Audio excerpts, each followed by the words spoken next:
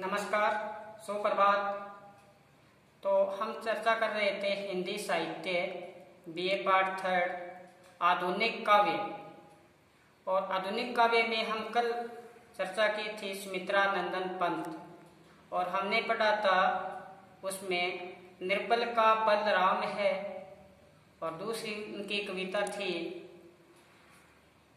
पहली थी निर्बल का बलराम है, दूसरी कुछ न पूछ मैंने क्या पाया, कुछ न पूछ मैंने क्या पाया, मैंने क्या गवाया। इसी प्रकार से तीसरी उनकी जो कविता थी वो थी जीवन का अस्तित्व। जीव तुझे हुई है भ्रांति, जीव तुझे हुई है भ्रांति, ये नहीं है शांति, ये है श्रांति। तो इस पे हमने कल चर्चा की थी। आज हम नया टॉपिक पढ़ रहे हैं हरिवंश राय बच्चन। आज हम उस पे थोड़ा चर्चा करेंगे। हरिवंश राय बच्चन, इनकी जो कविता रहेगी दो, एक तो रहेगी अग्निपथ, एक कविता का नाम है अग्निपथ, और दूसरी जैसे मैंने कल बताया था सोन मछली, ये लोकगीत है सोन मछली। इनकी जो रचनाएं हैं उन पे थोड़ा देखना गौर से।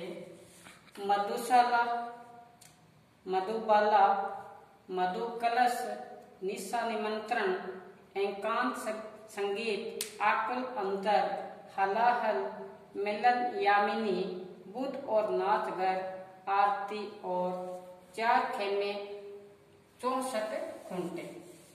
एक बार ढंग से देख लो आप इसको कि मधुशाला, मधुबाला, मधु कलश, निशा निमंत्रण, एकांत संगीत, आकुल अंतर, हलाहल, मिलन यामिनी, बुध और नाचगर, आरती अंगारे, चार खेमे, 64 खूंटे, ये इनकी रचनाएं हैं।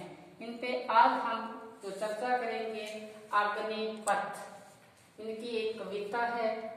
कौन सी है? अग्निपथ है। इसके बारे में थोड़ी चर्चा करेंगे। जैसे लिखा हुआ है अग्निपथ, इस पेपर देखते ही हमें अंदर एक नई ऊर्जा का संचार होता है। क्या है? अग्निपथ। ये जो रास्ता है ये कैसा है? आग का रास्ता है। अग्नि के रास्ते पे चलना यानी कि अपने जीवन पथ पर सदैव आगे ही आगे बढ़ना है, इसकी ओर संकेत करता हुआ ये अपना जो अग्निपथ है कविता इसमें बताएंगे। कौन? हरिवंश राय बच्चन। कि हमें जिस रास्ते से चलना है उसमें परेशानी आएगी, उसमें अपने को फिर भी पीछे मुड़ के नहीं देखना है, आगे से आगे बढ़ते जाना है। लेकिन रास्ता है ये क्या है? कठोर है, कांटों भरा है, इसमें ऊपर खाबर जगह है, लेकिन पीछे मुड़ के नहीं देखना है, हमें सदैव आगे से आगे बढ़ते ही जाना है। अगर हम आगे नहीं बढ़ेंगे, अगर हम आगे नहीं बढ़ेंगे, क्योंकि ये समय है ये बड़ा ही कीमती है। मैं सदैव ही आपको सचेत करता रहता हूँ, ये समय है बड़ा ही बलवान है, मूल्यवान है, इसको नष्ट नहीं करना है। एक जगह कहा था ना किसी कवि ने, कहता हूँ कह जात हूँ कहाँ बजाऊं ढोल, कहते हैं कहता कहता थक गया, अब हाथ में मैंने क्या लिया, गले में ढोल लटका लिया, ढोल बजा के कह रहा हूँ, कहता हूँ कह जात हूँ कहाँ बजाऊं ढोल, श्वासा खाली जाता है तीन लोग कमल। ये जो श्वास है आपके जा रहे हैं आ रहे हैं, तो इसको सार्थक काम में लगाना है। ये आगे बढ़ेंगे, जो रास्ता होगा वो क्या होगा, आगे चाहे वो रास्ता उबड़ खबड़ है कैसे, हमें पीछे मुड़ के नहीं देखना है, उस रास्ते से संघर्ष करते हुए हमें आगे बढ़ना है। यही रचना में इसमें कविता का जो मूल भाव है ये बताया गया है कि ये जो रास्ता है ये क्या है? संघर्षपूर्ण रास्ता है। इसमें रुकावटें भी आएगी, बाधा भी आएगी, लेकिन थक के हार के बैठना नहीं है। क्योंकि कल भी मैंने बताया था कि जीव तुझे हुई है भ्रांति, जीव तुझे हुई है भ्रांति, ये शांति नहीं ये श्रांति। लोग क्या करते हैं? दिन में काम कर लेते हैं, खूब कार्य करते हैं, कर्मनिष्ठता करने के बाद में थकावट आ जाती है। थकावट किस में आती है? शारीरिक, शरीर में आती है। शरीर में थकावट आ जाती है, चारपाई पे लेट जाते हैं, फिर कहते हैं बड़ी शांति मिली। ये शांति नहीं है, ये तो शारीरिक थकावट से आप आराम कर रहे हो शांति है। शांति मिलना बड़ी दुर्लभ है, ऊंचा है। कबीर ने एक लिखा था, आपको पता होगा, पिछले साल हमने पढ़ा था कि जो प्रेम का जो मार्ग है वो बहुत ऊंचा मार्ग है, उसको प्राप्त करना या अपने रास्ते पे आगे बढ़ना वो बहुत कठिनता मार्ग है, लेकिन पीछे मुड़ के नहीं देखना। तो इसी प्रकार से हम आज चर्चा करेंगे अग्नि पथ पर, कविता पे। तो मैं बोर्ड पे इस पे लिखा हुआ है, आप देखोगे आगे इस बोर्ड पे उतारा हुआ है। तो मैंने आपको बताया था कि मैंने बोर्ड पे यहाँ पे अंकित किया है ये सारी जो अपनी छोटी सी कविता है, अग्निपथ अग्निपथ अग्निपथ अग्निपथ। ये कविता देखो, अपने पहले तो आपके पास आधुनिक काव्य की बुक्स होनी चाहिए आपके पास। अगर आपके पास होगी तो परेशानी नहीं होगी, आधा काम अपना आसान हो जाएगा। आपके पास होगी, अगर पास में नहीं है, मन में मानस बनाई दी है, नहीं लानी है, तो आप क्या करो, इसको उतार लिया करोगे साथ साथ में। मैं भी उतार रहा हूं तो आप भी उतारोगे, इस पे उतारोगे। अपने क्या है कि उतारी हुई चीज हमें याद रह जाएगी, सारे अंकित कर लो अपने रजिस्टर में, और फिर हमें आगे बढ़ते हैं। और देखो कि कुछ बच्चे कह रहे थे कि लिखा हुआ हमें सारा समझ आ रहा है, और लिखा हुआ समझ में आ रहा है तो साथ साथ में आपके पास और ये आधुनिक काव्य की जो बुक होगी फिर तो बहुत काम आसान हो जाएगा और हम अपनी मंजिल पे पहुंच जाएंगे। तो क्या बताया है देखना इसमें आगे बच्चन जी क्या कहते हैं, सुनो। अग्निपथ अग्निपथ अग्निपथ, देखो बार बार एक पंक्ति का आवृत्ति हो रही है।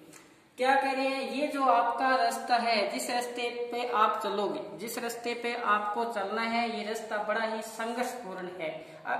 आग का रास्ता है, आग का कहने का संकेत यहाँ पे संघर्षपूर्ण उबड़ खबड़ है, लेकिन रास्ते पे डटे रहना है हमें, आगे से आगे बढ़ते जाना, कदम दर कदम बढ़ते जाना है, तो हम अपनी मंजिल पे पहुंचेंगे। तो फिर आगे क्या कहा है, वृक्ष हो भले खड़े, कहते हैं जिस रास्ते पे तू जाएगा बड़े बड़े पेड़ होंगे, छायादार पेड़ होंगे, लेकिन रास्ते में रुकना नहीं है। कहीं ऐसा हो शारीरिक थकावट आ गई और आराम करने बैठ गए, और एक बार बैठ गए तो फिर बैठे रहोगे, फिर आगे नहीं पहुंच पाओगे। तो इसलिए कवि ने यहाँ संकेत किया है कि आपको इस रास्ते में आगे बढ़ते हुए बड़े ही लोग प्रलोभन देंगे, आपको रोकेंगे, आपको छायादार पेड़ आएंगे आपके सामने, वो कहेंगे एक बार रुक जा, छाया में आराम कर ले।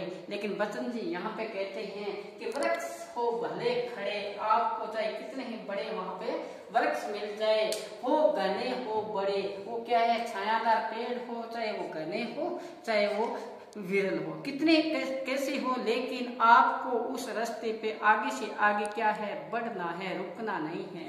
तो आगे क्या बताया, एक पत्थर छाया भी मांग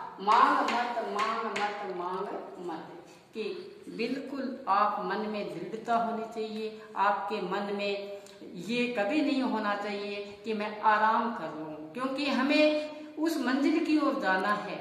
जिस मंजिल की ओर जाना है, अगर रास्ते में रुक गए फिर हम एक कदम ही पीछे हो गए, फिर आगे नहीं बढ़ पाएंगे। इस प्रकार कवि ने यहाँ कहा है कि ये जो आपका रास्ता है, ये आग का रास्ता है, अग्नि रूपी रास्ता है, इस पे आप चलोगे, आपको संघर्षता के साथ चलना पड़ेगा, आपके अंदर हौसले के साथ चलना पड़ेगा। पहले अंदर आत्मविश्वास होना चाहिए, फिर हम चल पाएंगे। पहले हमारे अंदर विचार है वो सकारात्मक होने चाहिए। आधा काम पूर्ण हो जाता है जब अपने अंदर क्या हो, विचार ही हो सकारात्मक हो, और बातें आई न मन में वो सारा निकाल दे, अंदर जो हृदय है ना वो पवित्र कर ले, सारे विचार निकाल दे, अंदर एक जो अपना देह है, जो उद्देश्य है, उसी रास्ते पे चलना है, फिर मुड़ के देखना नहीं है। तो इसी प्रकार यहाँ बच्चन जी कह रहे हैं कि चाहे उस रास्ते पर वृक्ष हो भले खड़े, उस रास्ते पर कितने वृक्षों की पंक्तियों में क्यों न खड़े हो, चाहे वो घने हो बड़े हो,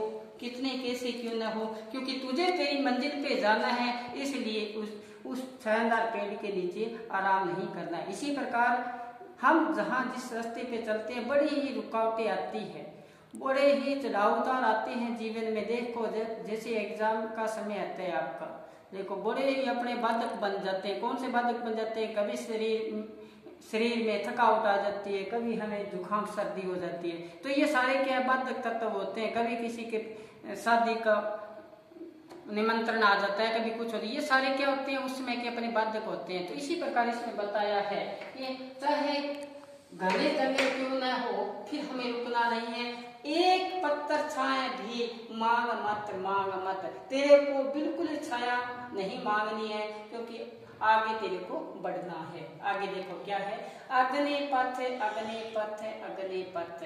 ये जो आपका रास्ता है बड़ा ही अग्निपूर्ण है, संघर्षपूर्ण है। बार बार शब्दों की आवृत्ति हो रही है, फिर बार बार उस बात पे ही बल दे रहे हैं। कौन?